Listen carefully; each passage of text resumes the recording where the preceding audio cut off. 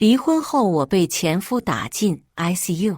当我千辛万苦联系爸妈照顾我时，嫂子忽然在朋友圈里发了几张海景照片，还发来阴阳怪气语音：“小姑子，爸妈照顾自己的孙子呢，你可别搅事。”后来我伤势恶化，爸妈以带孙子为由不来医院探望，哥嫂用工作忙为由抽不开身来医院。渣男前夫在我耳边轻声说：“前妻，是你嫂子让我弄死你，你别花钱了。”所以前夫和我嫂子是什么关系？管他们什么关系，我也要他们妻离子散。大家好，开始今天的分享之前，希望你能给人间烟火点个订阅，我将会分享更多优质的内容。离婚后，我收拾行李，刚回到娘家门口，嫂子手中的盘子哐啷一声掉在地上，4分5裂。她声音发颤，语气十分尖锐：“你真的离婚了？你怎么能离婚？你一个女人要不要脸啊？结婚后就应该在婆家一辈子，为什么要离婚？你赶紧去复婚！”嫂子反应极大，我离婚在她嘴里好似触犯天条，罪大恶极。嫂子嗓门大，故意把离婚2个字念叨得很重。不一会，我爸妈以及今儿在我家的亲戚一窝蜂似的冲出来，见我手中提着行李箱，个个面色各异，他们写满震惊的神情，根本无法理解我离婚的做法。我爸红着脸，不好意思又尴尬无比走过来，他在我耳边道：“小亚，别闹了，家里有客人呢，你离婚回家丢人现眼，赶紧找你老公复婚。”我妈神色复杂，沉默不语，但是眉头皱成一团。我哥和几个客人站在一起，脸色也十分难看。不就是离个婚，就好似毁灭地球一般，离婚真的不配回娘家。端着碗盘的大侄儿忽然开枪：“姑姑，你没人男人要了，所以来我家，要吃我家的，喝我家的吗？姑姑，你还要回来霸占我的房间吗？家里没房间哦。”爷爷奶奶和爸爸说：“这房子是我们兄弟的，可不是姑姑的哦。”我的大侄儿才6岁啊，好多6岁的孩子根本不懂家长里短，但我则能说出一大段话，可见平日在家里没少被他们灌输我的娘家人，他们一个个承受我的恩情。在我没结婚之前，把我当老驴子使唤。盖房子时，我出钱不少。我哥在县城买房子，我也给了20万。如今，我就是受不了家暴离个婚而已，他们便苦大仇深。之前，我和前夫渣男回娘家提一大包礼物，他们对我可好得很。嫂子见周围人都在帮助她，他腰杆子立马挺直，直接冲过来，狠狠一把抢过我的行李箱，再把我箱子往院坝边边一丢，差点滚到前面的秧田。随后嫂子气呼呼拿出手机，迅速拨打我老公电话：“妹夫，你为什么要离婚？赶紧把你媳妇接走，赶紧！”他竟然离婚回娘家当搅家精。嫂子把气氛弄到火药味十足的地步，除了嫂子和我爸妈、我哥之外，左邻右舍和亲戚们又十分好奇，又想看热闹，但谁也不会说一句公道话。我妈见嫂子发怒，她窝窝囊囊走到我跟前，低声无奈：“小亚，如今家里你嫂子当家做主，我和你爸爸老了，我也很想帮助你，你是我的宝贝，但是这个情况你也看到的，没有离婚的姑娘回家住，会带摔娘家的。放屁！当初我和我哥没结婚时，我妈用如今网络流行语言给我洗脑。她那个时候说：“你们是手足，等我们死了后，你们就是唯一的依靠，你们是至亲，从一个肚子出来的至亲，以后要互帮互助，将来有个伴。”结果这就是唯一的依靠，这就是有个伴儿。其实生个弟弟或者拥有一个哥哥，女儿屁也不是，只是血包，是我爸妈养老的一层保障罢了。有些人总会有一些冠冕堂皇的说辞，满足自己生孩子的私欲。前世我不懂，可这一世我很懂。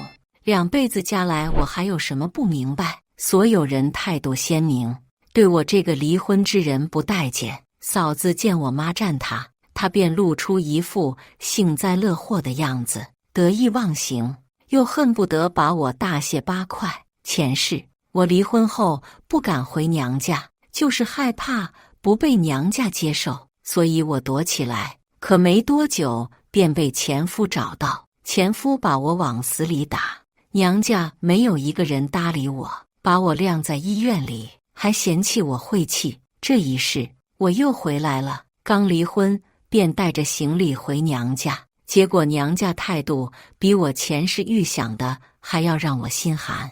爸妈和哥哥的嘴脸让我心痛而又愤怒，不过我情绪很快抚平。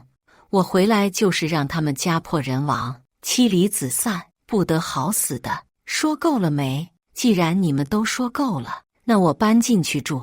毕竟娘家的房子有一半是我出钱盖的，爸妈10几年的社保是我交的，若不是我，你们现在加起来有3000的社保，舔儿子和儿媳妇2个侄儿的奶粉，我分别包了3年，加起来6年。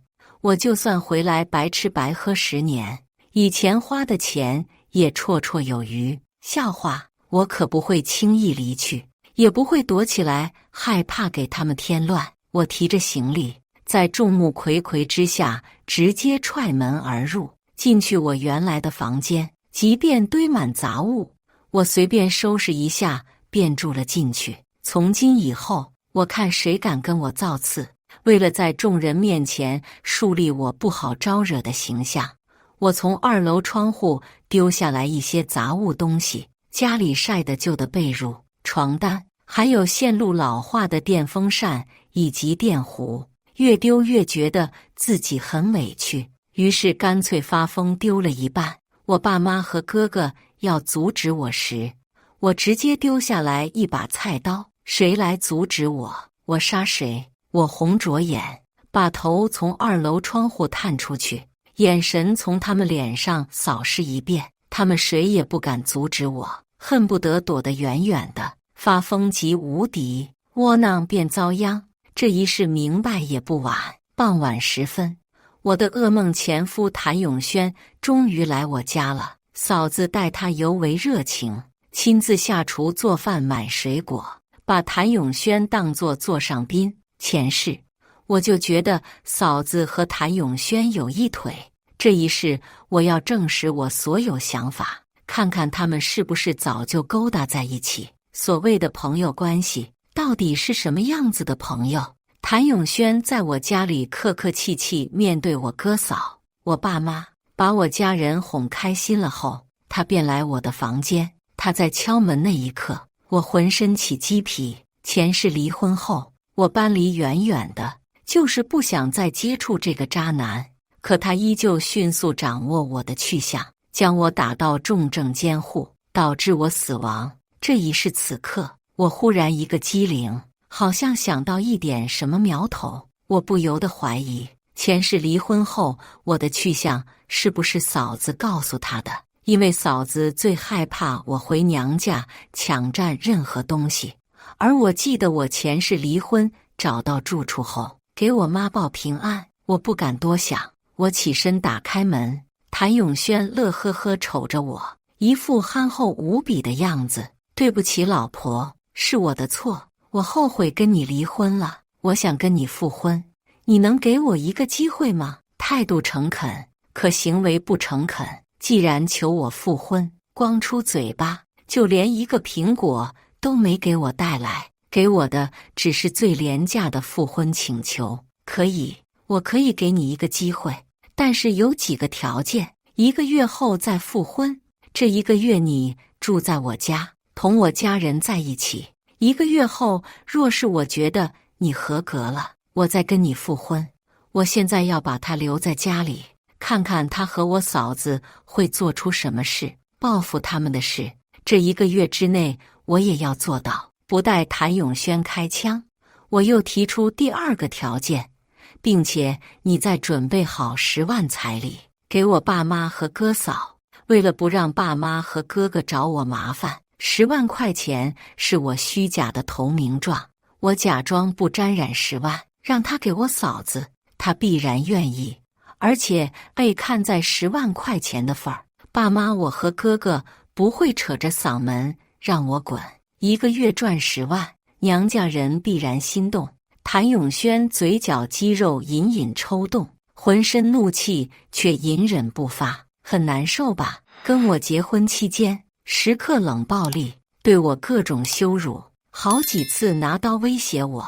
我离婚也是千难万难，无数次起诉，才勉强把婚离了。这10万块钱的确触动了他，不用担心我或者我爸妈哥哥贪了，10万块钱必然到我嫂子手上。闻言，他暴怒的情绪才压制下来。好，我答应你，不过那10万块钱1个月后我再给你嫂子手上。我装作若无其事。好，我转身在吃饭时把10万块钱的事告诉全家。爸妈看我的眼神缓和几分，那就没事。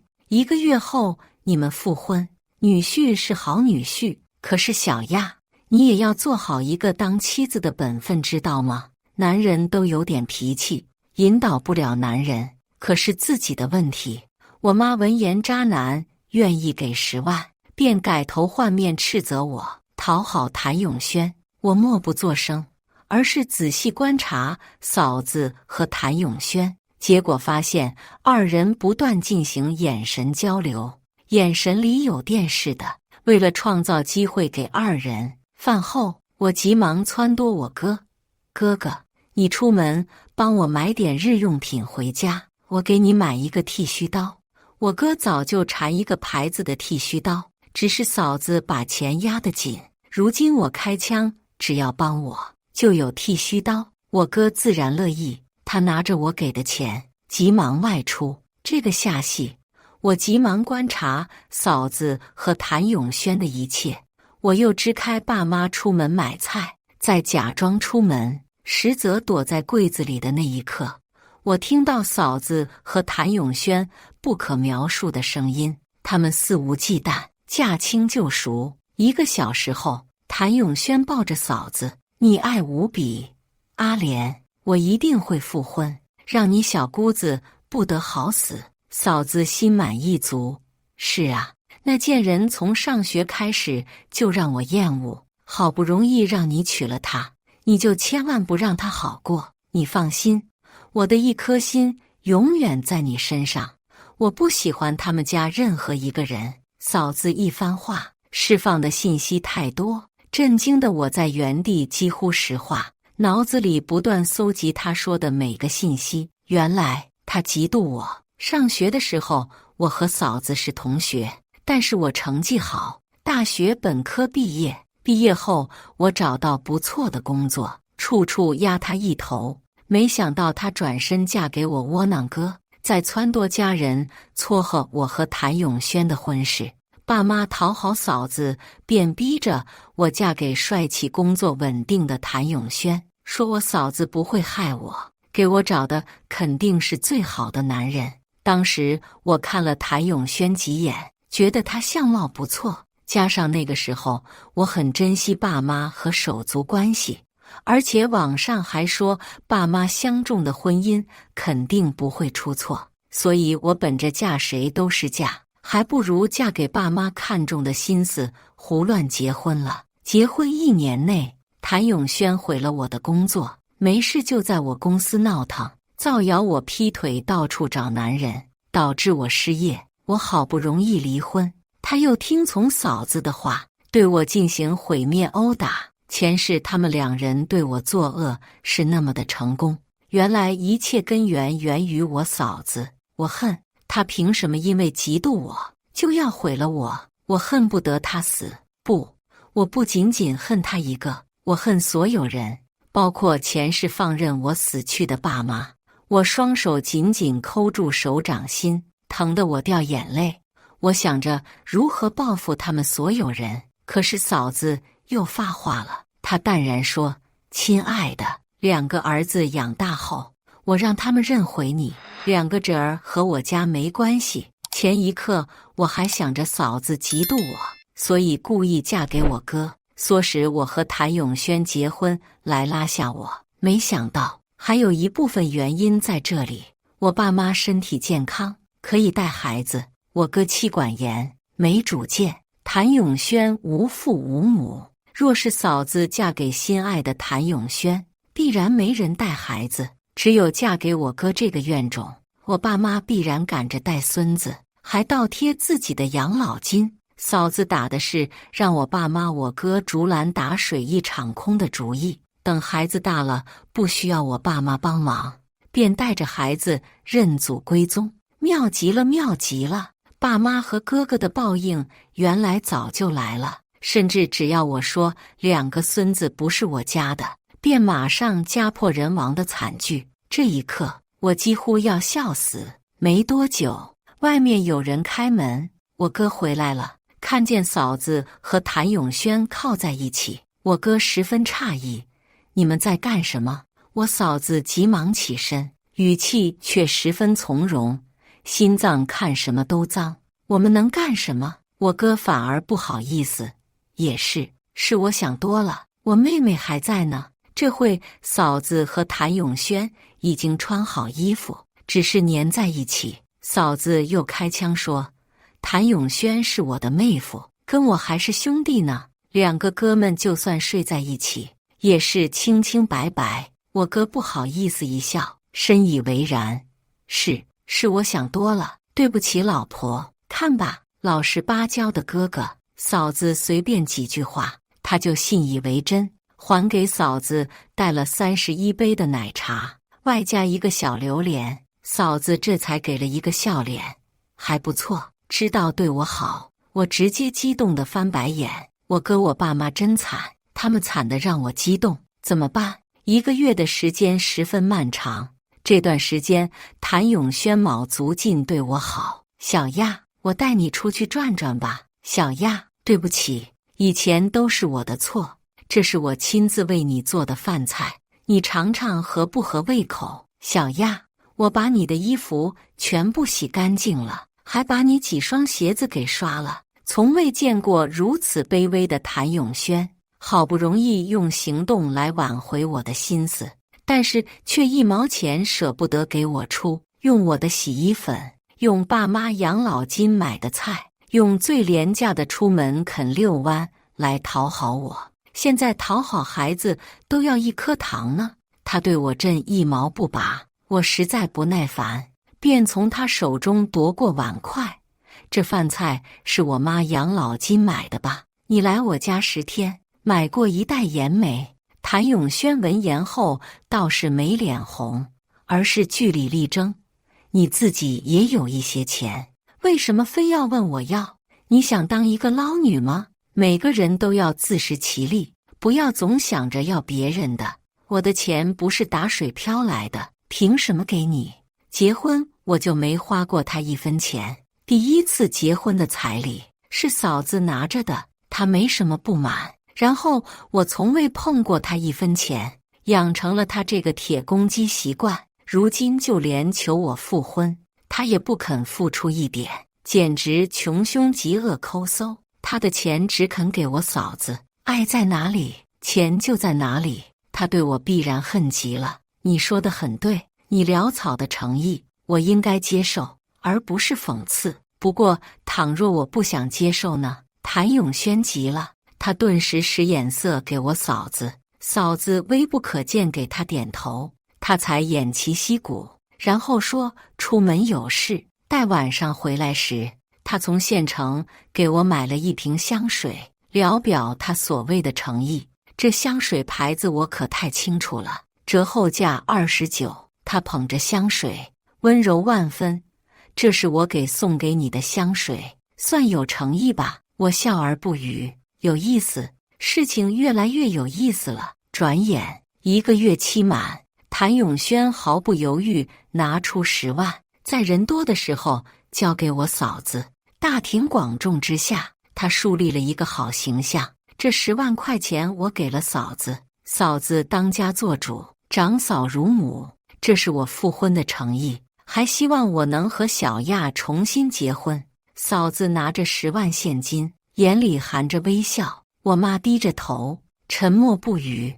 我哥榆木脑袋，看不清楚形势。我哪壶不开提哪壶，对我妈道：“妈，长嫂如母，是家里没母亲了，嫂子可以代替你。你如今还在呢，可是你的女婿眼睛根本没有你，只有我嫂子。你说你做人多失败啊，你就不想据理力争一下？这可是10万。”我妈怕我嫂子一门心思觉得儿子儿媳妇好，当爸妈的就能好，给人家带大了2个儿子，2个老的出钱又出力。若知道2个孩子不是他们的孙子，他们会很疯吧？我妈闻言浑身一颤，可嫂子此时发话：“妈，别担心，这10万块钱里，我给你拿1万，你带孩子辛苦了，你先拿着。”随后嫂子拿出1万给我妈，我妈得意拿着钱给我投来一记我多管闲事的眼神。我哥也释然了，都是一家人，老人家还在呢。妹妹，你要听嫂子和爸妈的话，赶紧复婚吧，哪里有女孩子离婚回娘家搅和的？我出去，人家都在问你为什么离婚，是不是做错了事情？我们都觉得丢人呢。他们深以为然，觉得我不该离婚，好坏的跟着男人，根本不管我的死活。我心里恨毒了他们，可是为了给自己讨回公道，我说复婚也不是不能。我们离过婚，既然复婚，那就要按照结婚的排场。嫂子，当初你嫁给我哥的时候，那个排场很不错，我很喜欢，按照那个排场给我来一次。随着我的话毕，全家起哄，没一个同意，都质问我就是复婚而已，为什么要求排场？可我非那个排场不可，只要我坚持，嫂子必然让渣男对我便会采取家暴行动，我得让他们露出狐狸尾巴才行。很快，嫂子又和谭永轩密谋，阿莲那个贱人轻易不肯复婚，他若不复婚，跟我回家，我该如何帮助你弄死他？嫂子头大如斗，思忖再三便说：“那我只能闹了，这边对他花点心思。作为嫂子，我会闹死他，让他在家里待不下去。”好，他们商议之后，嫂子便一改往日的态度，对准我便破口大骂：“小亚，待在娘家也不是长久之计，离婚不配回娘家，你懂不懂？家里如今有我这个嫂子，你还有2个侄儿，你难道要一直搅和在娘家？你让我们的日子怎么过？小亚，我最后一次告诉你，复婚走人，以后我们还是亲戚，还是一家人。离婚千辛万苦，无数次上诉，威逼利诱，我才拿到离婚证，想逼着我复婚，拿捏我，报复我，没门！嫂子，不是我不肯，是我要按照当初娶你的排场，你自己看着办吧。嫂子彻底发狂，暴怒不止，当晚便闹着跟我哥离婚。离婚原因是我在家里不尊重他，嫂子掌握经济命脉，是我娘家的脸面，爸妈和哥哥自然会选择嫂子。为了稳住嫂子，我哥掐住我胳膊，把我从房间里拖拽：“你滚吧，不要回家了，我求求你，你在家里，你嫂子不喜欢，你懂事一些好不好？”我妈在一边开枪：“小亚，不是我们不理解你，实在是你是女儿，嫁出去的水，这个家里你嫂子始终是女主人，你去别人家里做客，也要看客人的脸色吧？现在你怎么那么不懂事呢？只要嫂子不乐意，我就罪大恶极，哪怕我对他们死心了，可我依旧十分愤怒，我就好似一头发怒的狮子，我睁着猩红的眼对他们咆哮：“你们开什么玩笑？爸妈，若多年前不是我给你们买社保，你们每个月有几千的养老金，哥哥，若房子之前我不出钱，你现在还不得还人家钱。其实你们生我是开心的，毕竟我满足了你们儿女双全的梦，让你们炫耀了。你们生了我，便是多生了一道养老保障。其实我在你们心里根本比不上我哥，可以传宗接代，太可笑。既然他们为了嫂子可以当鹰犬，那我就一起撕，反正也不是撕不过来。若他们知道2个孩子是谭永轩的，不知道是何反应。这是我第一次在他们面前如此激烈，爸妈和哥哥十分震惊，几乎不敢相信以前温顺听话的人变得如此狰狞。我咯咯咯笑，再把自己的东西搬进去，往死里耗。我有把柄。嫂子又开始放大招，见爸妈和哥哥制服不了他，他搬出最厉害的办法，竟然把我的事放在朋友圈以及他本人别的社交账号里。为了找人扑我，他把我的信息转发出去，我的照片被人 P 成了黑白色，我还被放在棺材里，被一堆黑人抬着搞娱乐活动。时不时有人给我发私信，给我搞刻名字的墓碑，前面给我点燃香火。所有人都说我是一个恶毒的小姑子，是搅是精，说我不尊重嫂子，不尊重媳妇，祝福那个小姑子永世不得安生，祝福那个小姑子出门暴毙，被一堆男人欺负凌辱。那个小姑子只是一个缩影，只要我们把那个小姑子逼杀了，以后别的小姑子就不敢搅家了。如潮水般涌来的谩骂，恨不得将我淹没。所有人站在嫂子媳妇的立场，根本不看真相，只想让我下地狱。若是我前世，必然会因为这些唾骂而忧郁万分，走上极端。可我这一世掌握一堆证据，心若磐石。嫂子，你大可不必找那么多腿毛，闻着味道就来，我可不怕你。只要不是肢体伤害，那些所谓的谩骂只是一个屁。嫂子，我对你的反击开始了，你能承受吗？多谢嫂子给我那么大的流量，风口浪尖，我正好有录音呢。嫂子震惊了片刻，不过也仅仅是片刻，她便很快再占了上风。那你有本事放出去，你毁灭你哥的婚姻，你今后在家里更无立足之处。嫂子吃定我把爸妈和哥哥看得重要，她不觉得我会做出任何不理智的事儿，甚至以为可以轻松拿捏我，和我发生争执。嫂子占了下风，她实在是不愿失败给我，便找到谭永轩一顿输出。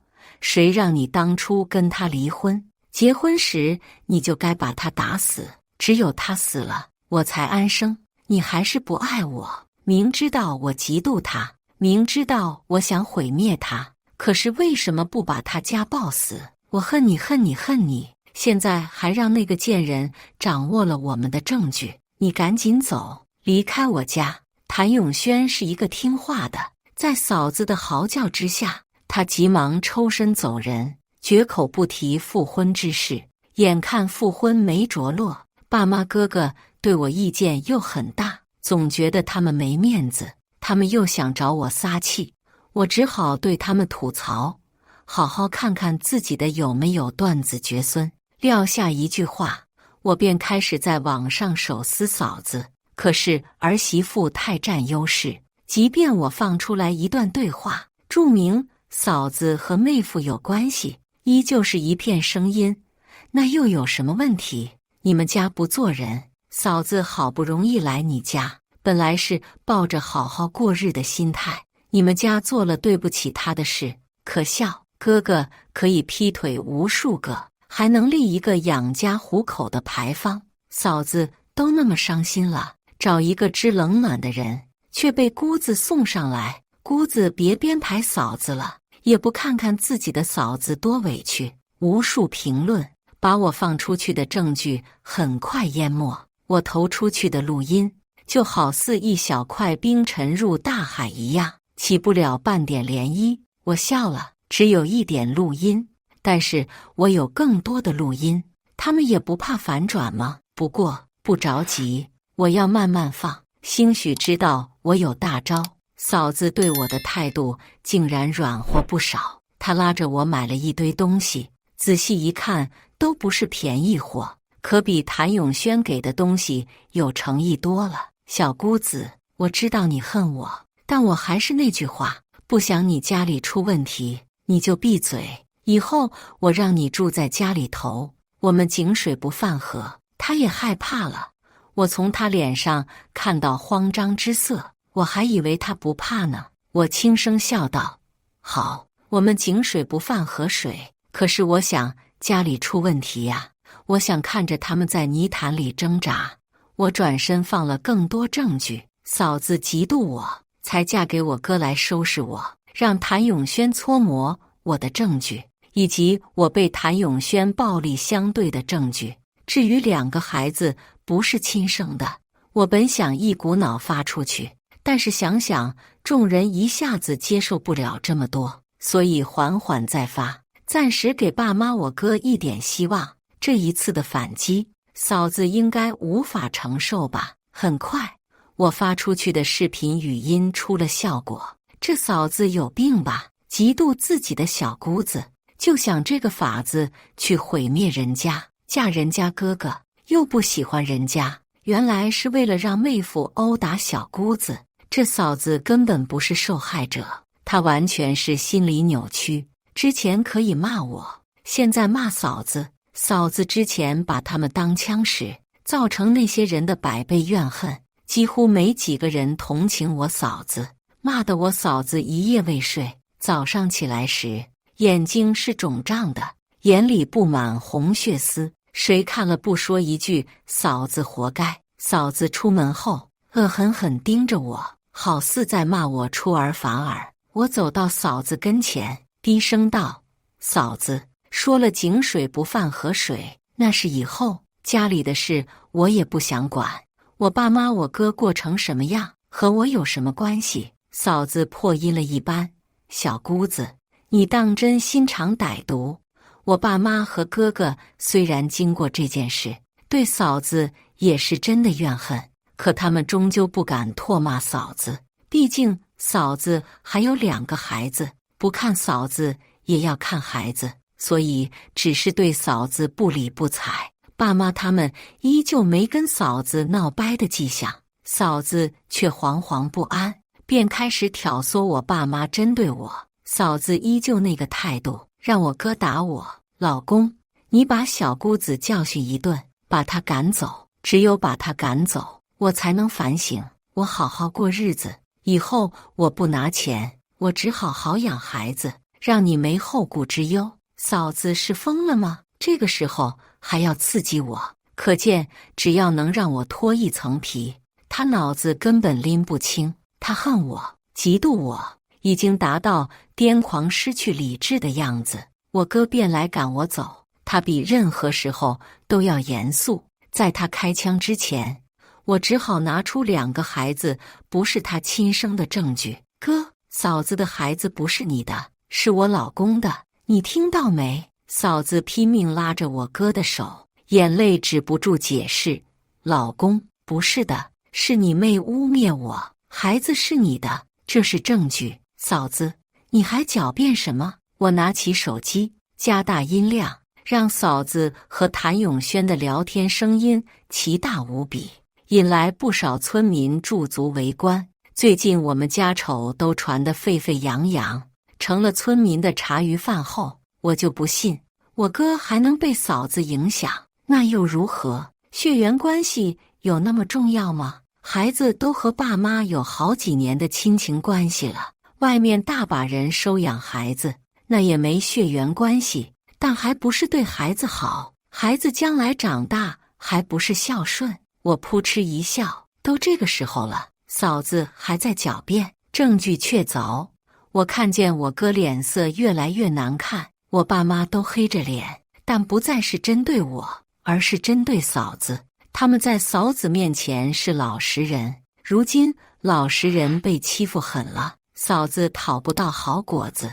得知家里会发生激烈斗争，我急忙搬出家门，不过为了看热闹，我还是在家里院坝和客厅里安装微型监控器。嫂子给谭永轩生2个儿子，我哥和爸妈给别人养了好几年孩子。谭永轩如今逃之夭夭，嫂子着急忙慌联系谭永轩求助，不知是否能联系上。好大一家子，一团乱糟糟，看得我神清气爽。嫂子痛哭流涕，终于联系上谭永轩，歇斯底里喊叫：“你过来救救我好不好？我们的事被贱人曝光了，现在都知道我们的丑事，你过来帮帮我。”可是谭永轩哪怕再喜欢嫂子，也做不出来在风口浪尖去找嫂子和孩子。他久久不出现，后来嫂子再打电话，他挂断电话，无法联系。我哥和爸妈养了那么久别的人孩子，还给了嫂子那么多钱，他们不甘心，便对嫂子踢打辱骂。反正婚内一切暴力行为都是家事。我哥连续暴揍嫂子1个月，将嫂子打到重症监护室插尿管生活，和我前世一模一样。后来用2个孩子作为威胁，终于把谭永轩逼着出现。谭永轩去了医院，去看望了我嫂子，我哥已经等在暗处。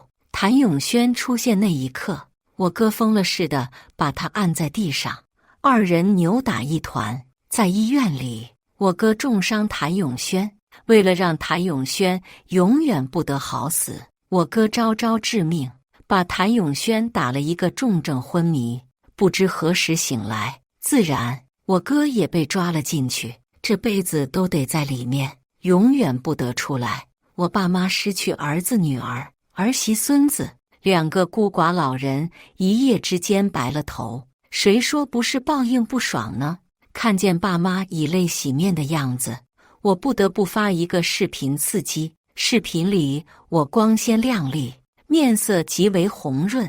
爸妈你们好，好久不见，以后再也不会相见，造成手足不和，兄妹反目，这就是你们第1个报应，以后报应会更多的，你们要好好等着呀。以后他们孤独、内耗、生病会成为他们的常态。子女不和，父母有责，他们作为父母，只偏心偏爱，没半点公正可言，他们根本不配颐养天年。以上就是今天分享的故事，大家有什么想说的、想吐槽的，欢迎在下方评论交流，也更希望能给人间烟火点个订阅，我将会分享更多优质的故事内容。